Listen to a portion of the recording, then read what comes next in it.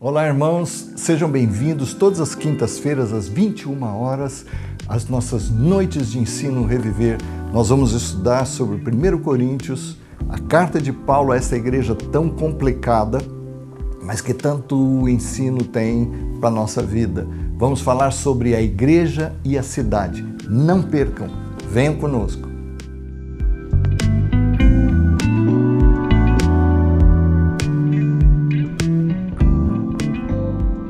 Boa noite, meus irmãos. Nós estamos felizes de poder começar aí uma outra série dentro das nossas noites de ensino Reviver. Eu fico feliz de propor aos irmãos que estudemos a primeira carta de Paulo aos Coríntios. Portanto, também desafio que os irmãos mantenham a vossa Bíblia aberta para que acompanhem. Os irmãos percebem que em 4 lições vai ser uma tarefa bastante desafiadora, que nós arranquemos do texto toda a riqueza da mensagem, do desafio que Deus tem para mim e para cada um de nós. Antes de mais nada, eu convido-os a abaixar a vossa cabeça e vamos falar com Deus.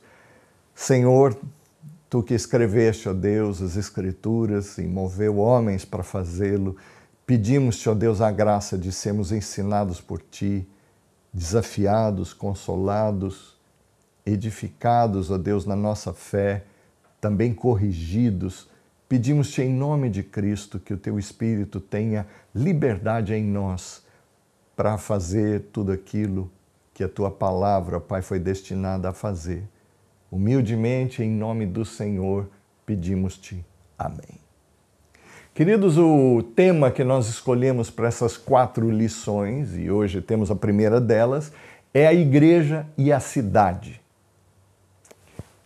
É bom que se diga que para estudarmos um texto bíblico, é bom que tenhamos conhecimento da língua, dos costumes, da geografia, do ambiente em que o texto foi escrito e principalmente para retratar a realidade daqueles que viveram aquele tempo, não só noções da língua e do grego em específico, mas também conhecer a cultura e até a geografia do ambiente. E quando eu falo em geografia, é importante que saibamos que nesta época em que Paulo escreveu aos irmãos em Corinto, esta era uma cidade próspera, um grande centro comercial, comparado hoje talvez a Hong Kong, ali no Sudeste Asiático.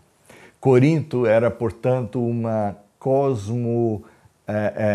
cidade, uma cidade cosmopolita, como é Lisboa, como é a nossa região, que recebe gente de toda parte. Essa cidade era circundada por 2 portos e ela mesma estava naquilo que nós chamamos de istmo. Eu não sei quantos estão familiarizados com esses termos de geografia, mas supondo-se aqui que a minha mão fosse essa região, essa parte de terra, vamos ver uma região maior e com 2 pontos aqui mais próximos, mais finos. Isso é que nós chamamos de istmo, quase uma península, mas com uma ligação à terra bem menor. Corinto ficava aqui nesse istmo e tinham 2 portos, um de cada lado. Era comum que viajantes, navegantes andavam, e pensem que naquela época que não tinham aviões, os navios eram o meio mais comumente usado. Eles vinham para cá e ao invés de circundarem o istmo para não enfrentarem temporais, as águas agitadas aqui desse golfo, eles preferiam até atravessar a pé enxuto. Era comum, então, grandes carroças puxarem embarcações para que atravessassem essa porção pequena de terra, e isto fazia, esta localização privilegiada, fazia com que Corinto recebesse gente de toda parte. Vinham comerciantes de Roma a oeste, da Ásia a leste, de centros importantes da Grécia, da Caia, Macedônia, do Peloponeso e a África ao sul.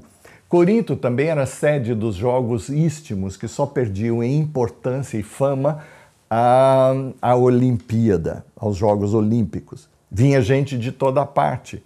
Ela atraía negócios, turistas que gastavam muito e o entretenimento era grande. Atletas tinham bastante fama e um investigador, um teólogo, Whittington, ele afirma que algumas atletas femininas estavam naquela igreja como membros, gente de fama, e causavam alguns problemas aos irmãos.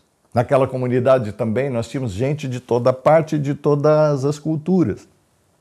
Nobres, gente comum, escravos, senhores, gregos, romanos e hebreus ou judeus. E ali, como em nenhuma outra carta, temos mais crises e registros dignos da nossa atenção para que nós compreendamos e cresçamos como comunidade da fé e os desafios que temos pela frente. Eu entendo e percebo que a partir da nossa Jerusalém, segundo ordens de Jesus, nós devemos alcançar a Judéia, ou seja, aquilo que está perto fisicamente de nós e perto também da cultura, a nossa Samaria, aquilo que está longe fisicamente, mas perto na cultura, e até os confins da terra, que estão longe de nós fisicamente e também culturalmente. Nós somos gente da cidade. E para que nós reforcemos isso, é bom que saibamos do que estamos a dizer. A cidade é um fenômeno sociológico ainda pouco estudado, infelizmente, pelos cristãos. Nós temos uma percepção de que as Escrituras Sagradas são um livro rural. Talvez por conta de figuras como pastor, ovelha, nós imaginemos que tudo que nós temos na Bíblia diz respeito ao homem do campo, mas isso não é verdade. Só para que os irmãos tenham uma ideia, 50 salmos, ou seja, 1/3 de todos os salmos referem-se a uma cidade. A visão gloriosa de João lá em Pátimos foi de uma cidade. Roma, na época de Paulo, tinha edifícios de 8, 10 andares. O centro de Roma, para que entendamos, era fechado às bigas, às carroças, mais ou menos aquilo que nós chamamos de calçadões, fechado ao tráfego para que as pessoas pudessem andar. Queridos, na cidade nós temos ao mesmo tempo a virtude e também aquilo que de pior, a cultura, tudo aquilo que nós produzimos como gente ajuntada num sítio só pode produzir.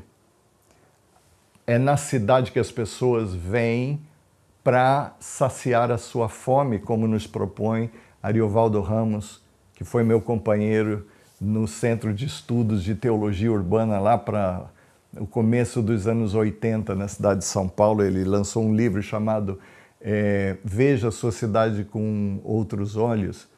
E ele propõe isso, as pessoas vêm para a cidade para saciar a sua fome.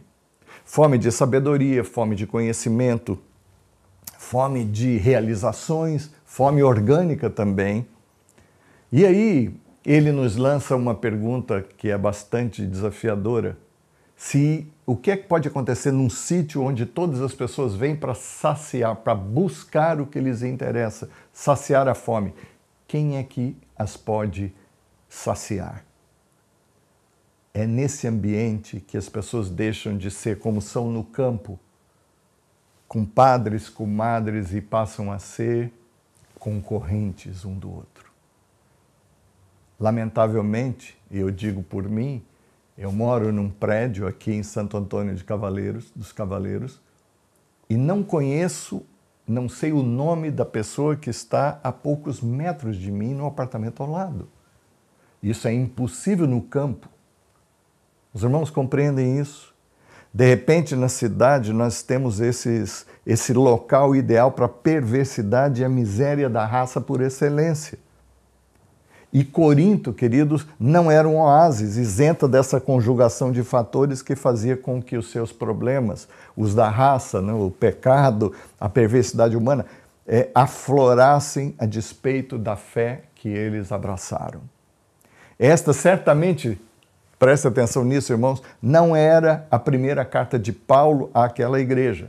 Em em 1 Coríntios 5:9, aqui nós percebemos que houve uma primeira carta, então nós teríamos não duas cartas, 1 e 2 Coríntios, mas uma terceira que perdeu-se no tempo.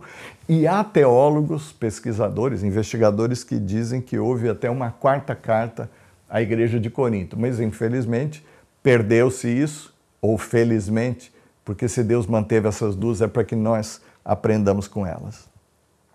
Paulo veio a essa cidade vindo de Atenas, naquilo que nós chamamos de sua segunda viagem missionária. Em Atos 18, de 1 a 7, tem isso registrado. Cerca de 51 a 52 anos depois de Cristo, perdão. Ali ele ficou 18 meses, segundo Atos 18:11, e foi a mais longa estada do apóstolo num sítio. Certamente Paulo via em Corinto um lugar estratégico para o avanço do evangelho. E eu desafio os irmãos que pensemos, assim como nós em Santo Antônio dos Cavaleiros, estamos para Lisboa, a grande Lisboa ao nosso redor, e compreendendo os desafios da cidade também, realizemos a nossa missão até os confins da terra. Certamente a igreja ali plantada reunia-se em casas. Uma casa corintiana de classe alta podia acomodar até 50 pessoas. As duas causas imediatas para que Paulo escrevesse essa carta tinham a ver com a visita de membros da casa de Cloé, que informaram a Paulo de divisões na igreja. Mesmo que alguns dos assuntos dessa carta nos pareçam relevantes, Paulo considerava algumas dos temas tratados como danosos e contrários com respeito a Cristo. Nessas breves lições, queremos apenas apontar algumas coisas que eu julgo importantes para que nós, como igreja, inseridos numa cidade estratégica para o avanço do Evangelho, tal como Paulo via Corinto, cumpramos com o nosso ministério. Há muita teologia e cristologia nesse começo de carta, do 1º ao 3º capítulo. Cristologia é aquela parte da teologia cristã que estuda e define a natureza de Cristo, a doutrina da sua pessoa e a obra do Senhor, com uma atenção à relação com Deus, as origens, o modo de vida de Jesus e o seu papel dentro da doutrina da salvação. Tudo isso nós chamamos de cristologia. Logo no início, na saudação de Paulo, isso está afirmado. Em 1 Coríntios 1:2, ele escreve: a igreja de Deus na cidade, aos chamados para serem santos, com todos os que invocam o nome do Senhor. Então essa não é uma carta para qualquer um. Não se trata de anunciar o Evangelho, mas algo para quem já o recebeu. No verso 5 ele diz: pois em tudo já fostes enriquecidos nele, em Cristo. Verso 5 e 9, Paulo deixa claro que esta obra já aconteceu e que é Deus quem nos confirmará, carregará até o fim, pela fidelidade dele. Mas precisamos, segundo palavras de Paulo, ser irrepreensíveis. Isto é chamado, mas ao mesmo tempo é uma marca de quem é santo. Por muito tempo nós pregamos as virtudes por nós mesmos, pelo nosso esforço para que ganhássemos de Deus o prêmio, a salvação. Mas muitos dos deveres dos crentes não é para que nós sejamos, mas eles são marca de quem já é. Não sei se os irmãos perceberam. Como é verdade que não se pode tirar um peixe de dentro da água e forçá-lo a que viva sem depender dela. Um peixe vai ser peixe e vai ter de fazer o papel de peixe até que ele seja transformado em outra coisa. Perceberam a diferença? Então, queridos, quando Paulo fala aí nessa marca, verso 10, para que digam, e antes de dizer, pensemos a mesma coisa, para que não haja divisões no nosso meio. No verso 11, isso está bem claro, ele diz: pois a vosso respeito, meus irmãos, fui informado pela casa de Cloé de que há contendas entre vós. Refiro-me ao fato de cada um de vós dizer: eu sou de Paulo. Outro dizer: eu sou de Apolo. E outro dizer, eu sou de Cefas, e interessante a ênfase que Paulo dá, ele diz assim, e há quem ainda diga, não, eu sou de Cristo. Como que quisesse dizer, não, eu não sou dos demais, eu sou de Cristo, parecendo muito santo. Mas esse justamente era o mais condenável. Porque quem é de Cristo verdadeiramente é de todo mundo, exceto dele próprio. Verso 13, isso está claro quando Paulo diz, Cristo não está dividido.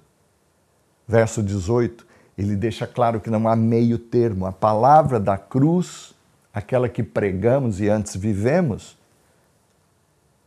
é loucura para os que se perdem, mas para nós é poder de Deus. Verso 22, ele diz, porque o judeu pede um sinal, os religiosos não estão satisfeitos. Para estes, os religiosos, a obra da cruz é insuficiente. Nós temos de nos batizar, é lá no Jordão. Eu tenho de referenciar o que já foi, as menorás, a Arca da Aliança, ou uma réplica sem vergonha, me perdoem, dessas coisas todas. Batizar só se for no Jordão, orar só se for no monte. Já para o mundano, os do mundo, ou o grego, na palavra de Paulo, ele pede sabedoria, coisa inteligente para eles, para essa cultura do mundo, para a lógica desta vida. O sujeito está magoado, foi ofendido, foi roubado, e a cruz vem e diz o quê? Perdoa. Oferta. Ele está falido. E a cruz vem e diz assim, reparta, acolha. Ou seja, não faz o mínimo sentido para estes. E aí no verso 27, Paulo diz o seguinte, e Deus escolheu as coisas tolas, fracas, absurdas deste mundo, justamente para envergonhar aquelas que se acham fortes, sábias, que julgam ser alguma coisa. E aí no capítulo 2, queridos, Paulo afirma algo poderoso. Ele diz assim, meus irmãos, de tudo que tem conversado, eu nada quis saber entre vós, senão a Jesus Cristo. O que é que Jesus tem produzido em vós, em outras palavras. Ou seja, nada vale mais do que isso. Não o Senhor mestre, não o líder que pregou o amor, como nós ouvimos aí nos média, mas aquele que veio e morreu a nossa morte por nós e pelo nosso pecado. E é essa justamente, segundo o ênfase de Paulo, é que tem de ser a nossa mensagem. Verso 6 ele diz, falamos não a sabedoria dos perfeitos ou dos poderosos, mas a de Deus, a sabedoria que é para a glória dele. Verso 14 ele diz assim, não, tudo isso é loucura mesmo, porque o homem natural não discerne as coisas do Espírito de Deus, só quem tem a mente de Cristo. Verso 16. No capítulo 3, queridos, Paulo chama a atenção dos irmãos quanto ao que ele veio trazer-lhes. E disse que não pôde dizer mais porque eles ainda eram carnais. Preste atenção nisso. Gente ainda cheio de atenção para o que é próprio da carne, dos seus apetites, dos seus sentimentos, das suas emoções. Então deve ser por isso que eles, não percebendo muito, eram enganados pela cultura da cidade, que vinha-lhes do mundo, ou por homens pelas suas palavras bonitas. Talvez aqueles que diziam, eu sou de Paulo, eu sou de Apolo, eram só gente carnal, gente infantil. No final do capítulo, Paulo afirma algo precioso, lá no verso 18 e 23, importante numa época de muito desvio da igreja. Preste atenção, queridos, porque é triste nós vermos muita gente, pastores, infelizmente, fazendo entretenimento, cultuando a si mesmos, controlando, explorando fiéis, pastores que são coaches, simplesmente, tentando fazer com que nós sejamos uma versão melhorada de nós mesmos, enquanto a palavra da cruz ainda é morra. Morra para si mesmo. E aí crentes sendo enganados, e aí sem desculpas, viu, queridos? Mas deixando-se enganar. Porque, segundo Paulo escreveu lá para Timóteo, na sua segunda carta, capítulo 4, verso 3, ele diz assim: virá o tempo, infelizmente esse tempo já está aí, queridos, em que não suportarão a sã doutrina, ao contrário, sentindo coceira nos ouvidos, juntarão mestres para si mesmos, segundo os seus próprios desejos. E eu confesso aos irmãos que eu tenho ficado enojado de ver muita pregação que tem vindo da América, até do Brasil, infelizmente, de cristãos seguindo esses líderes, tentando,